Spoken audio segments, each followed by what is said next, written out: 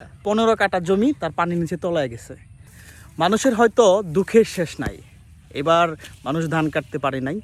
ধান ম্যাক্সিমাম ধানই পানির নিচে ছিল। তো পানির নিচে থাকার কারণে আসলে মানুষের যে একটা বড় ক্ষতি হয়েছে এটা তো বলা বাহুল্য যে এটা মানুষের আসলে অনেক বড় ক্ষতি হয়েছে। তো আসলে কেমন হয়েছে আর কি হয়েছে এই ব্যাপারগুলো নিয়েই আজকের এই ভিডিওটা। দেখেন এইখানে রাজীব মামা ধান কাটতেছে, এই তার ক্ষেত। তো এইটা আসলে পানির নিচে ডুবাই নাই, কারণ এটা একটু উঁচু জমি, সেই জন্য হচ্ছে যে সে রেখে দিয়েছিল যেন তার পানির নিচে ধান যেহেতু যাবে না, তলাবে না, সেই জন্য।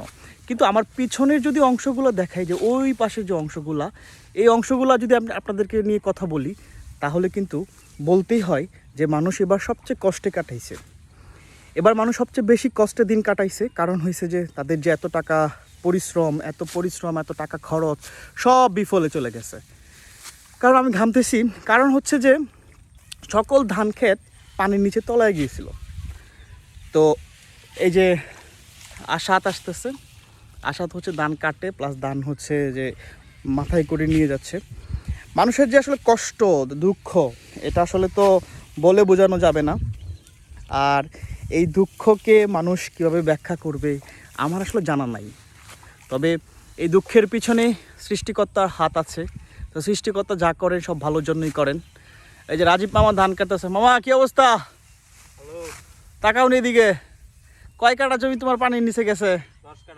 10 কাঠা জমি তার পানির নিচে, সে ধান কাটতেছে।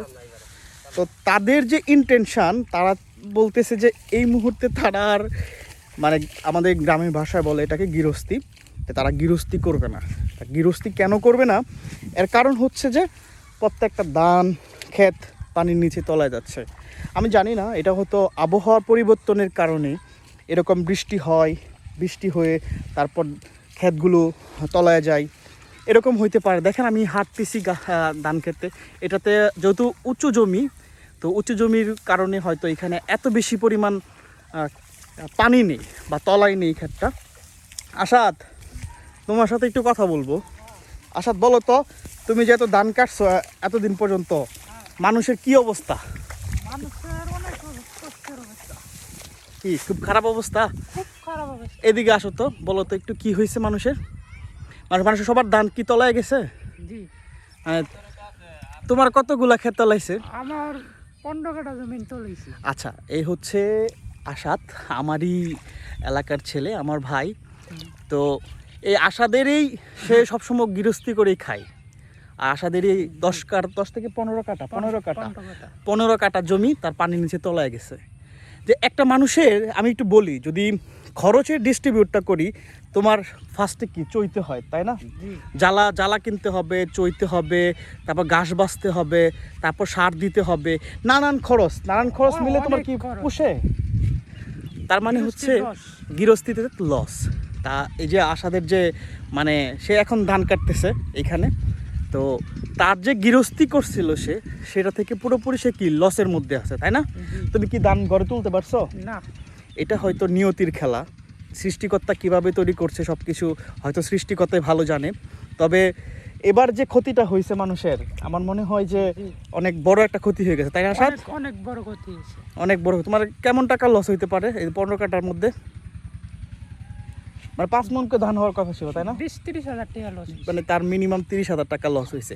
এই যে 30,000 টাকা অনেকের কাছে হয়তো খুব অল্প টাকা, কিন্তু এই যে আশাদের মতো লোকদের কাছে কিন্তু 30,000 টাকা অনেক বেশি, অনেক বেশি।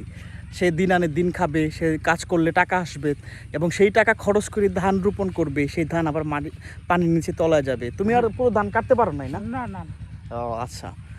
দেখ, এই যে দেখেন, এই যে একটা অবস্থা, এই অবস্থাটা হয়তো কাকে দোষারোপ করবো জানি না।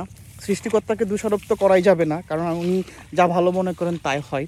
তবে আমি যতটুকু বুঝতে পারি যে এটা একটা আবহাওয়ার পরিবর্তনের কারণে হয়তো অনেক বেশি বৃষ্টিপাত হচ্ছে, অনেক বেশি শিলাবৃষ্টি হচ্ছে, ঝড় হচ্ছে, এটা হতে পারে। আর এইটা কিন্তু মানুষের ধারাই সম্ভব, যে এই জলবায়ু পরিবর্তনটা শুধুমাত্র মানুষের জন্যই হয়েছে। মানে কখনো কখনো দেখা যায় যে শীতের বেলায় কুয়াশা প্রচুর পরিমাণ পড়তেছে, কিন্তু এখন দেখা যায় যে মানে রোদের দিন অনেক বেশি কুয়াশা পড়ে। এটা আসলে মানুষের তৈরি, যে মানুষ এত বেশি কার্বন মনোক্সাইড তৈরি করতেছে, এত বেশি কার্বন ডাইঅক্সাইড ত্যাগ করতেছে, গাছপালা কেটে ফেলতেছে, সেই জন্য হয়তো হইতে পারে। আরও কিছু ইন্টারনাল জিনিসপত্র থাকতে পারে।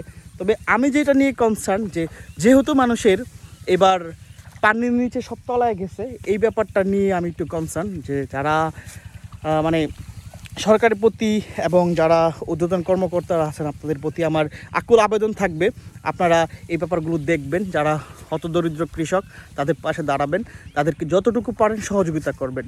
সবাই ভালো থাকবেন, সুস্থ থাকবেন এবং নিরাপদে থাকবেন। আর এই ভিডিওটা যদি ভালো লাগে অবশ্যই লাইক কমেন্ট শেয়ার করবেন। ধন্যবাদ সবাইকে।